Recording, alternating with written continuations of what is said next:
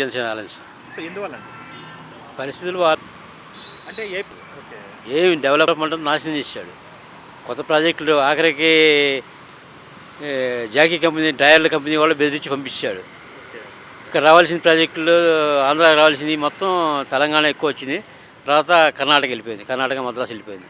కానీ జగన్ గారు ఈసారి కూడా లాస్ట్ టైం 151 వచ్చినాయి, ఈసారి 175 అంటున్నారు కదా. ఇంపాసిబుల్ అది. అది వాలంటరీ వ్యవస్థ పెట్టుకొని దొంగ ఓట్లు పెట్టుకొని వాళ్ళ దగ్గర మెయింటైన్ చేయాలనుకుంటున్నాడు. అది వాలంటరీ తీసేసి కనుక మన మాస్టర్స్ కానీ అఫీషియల్స్ వచ్చారంటే మాత్రం రాడు. ఒకే డోర్ నెంబర్లో దగ్గర 50-60 ఓట్లు ఉన్నాయి. అది ఒక అపార్ట్మెంట్ ఫ్లాట్లో ఎంతమంది ఉంటారండి? 60-70 ఓట్లు ఉన్నాయి దాంట్లో. కాలేజీ